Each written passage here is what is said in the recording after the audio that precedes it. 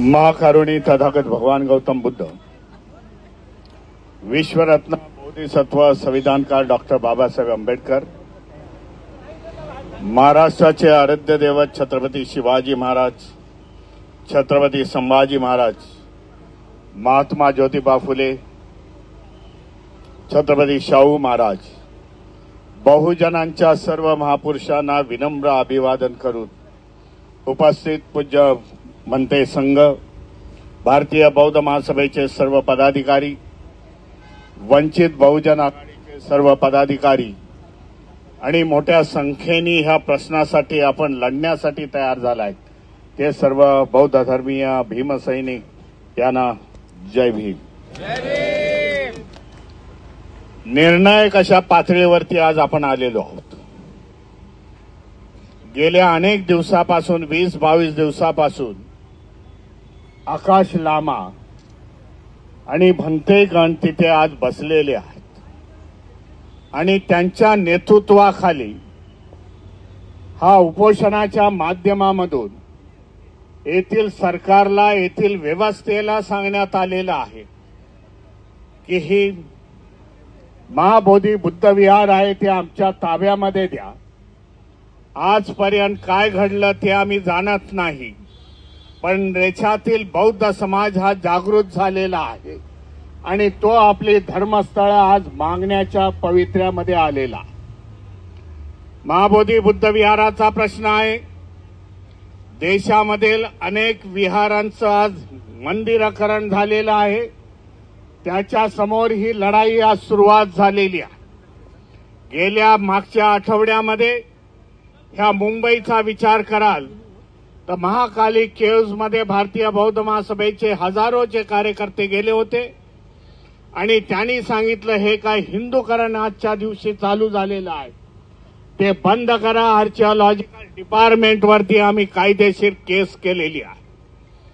अशा प्रकारची जागरूकता पूर्णतः देशामध्ये आलेली आहे आणि हा मेसेज आज जगामध्ये गेलेला आहे.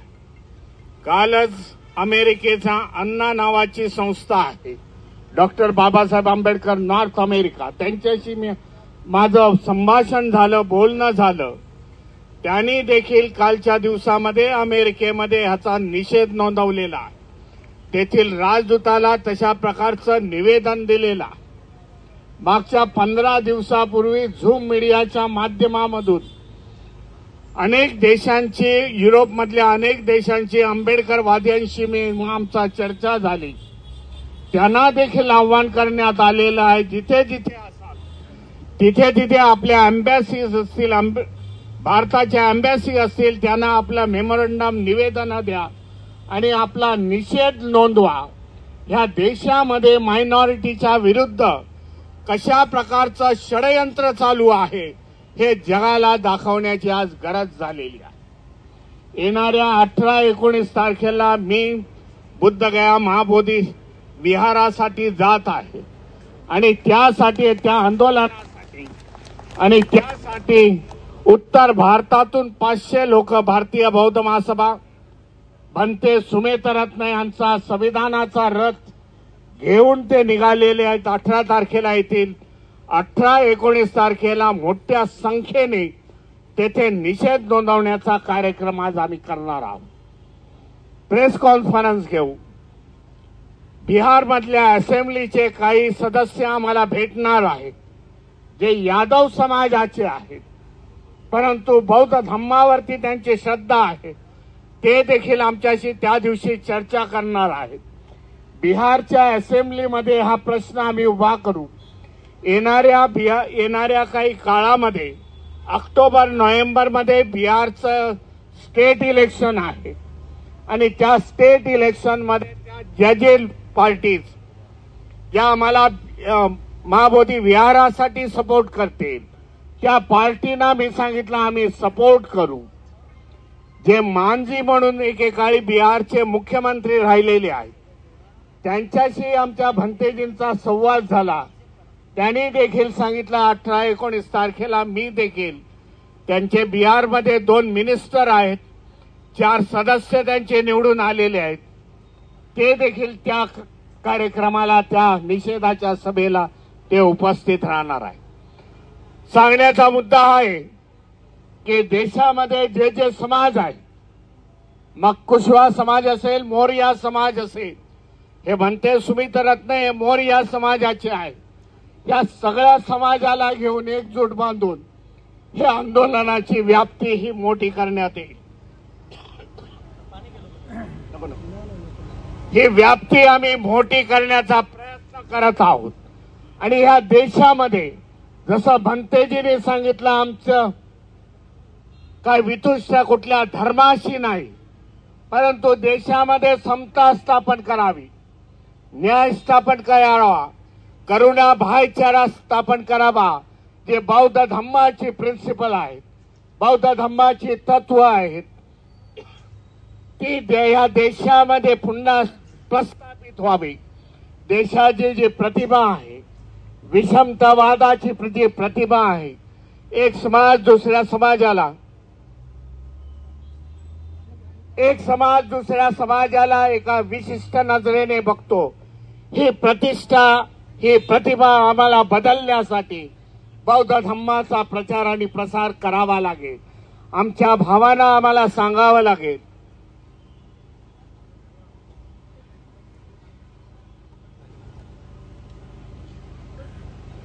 इतर समाजातील, इतर धर्मातील आमच्या बंधूंना आम्हाला सांगावं लागेल, बाबा देशाची प्रतिमा ही समतावादी असायला पाहिजे आणि ती करण्याचा आपण सगळ्यांनी प्रयत्न करायला पाहिजे. देशामध्ये अनेक धर्म आहेत, मल्टीकल्चर आहेत, परंतु कुठेही आपण बघत नाही, एखाद्या मस्जिदवरती बघितलं, एखाद्या चर्चवरती बघितलं तर हिंदू धर्मीयांचा पगडा नाही आहे. मग बौद्धांवरतीच का, असा प्रश्न आपल्याला विचारला जातो.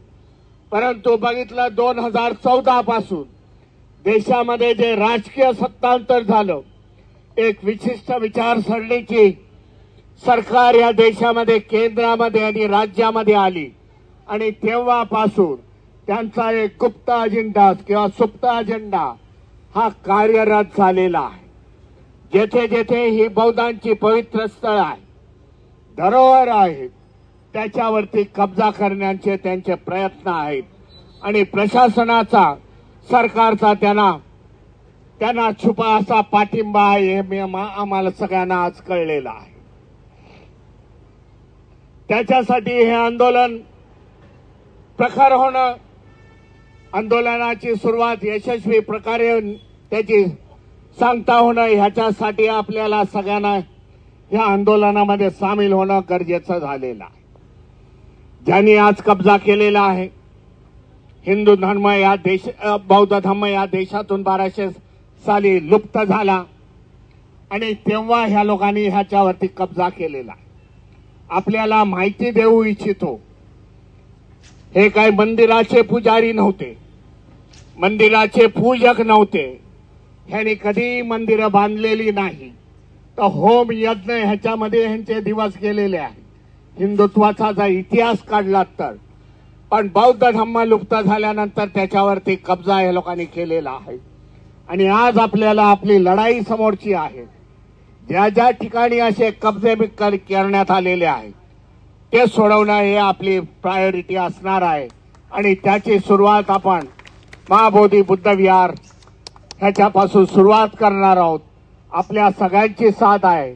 आज जसं मुंबईमध्ये आपण निषेधाचा हा मोर्चा केलेला आहे, त्याचप्रमाणे महाराष्ट्रामध्ये आणि देशामध्ये अशा प्रकारचे आजच्याच दिवशी निषेधाचे मोर्चे निघालेले आहेत, जागृतीसाठी मोर्चे निघालेले आहेत. आपल्या सगळ्यांचं अभिनंदन करतो. मोठ्या संख्येने आपण हजर झालं. बौद्ध धम्मापायी आपली निष्ठा आहे.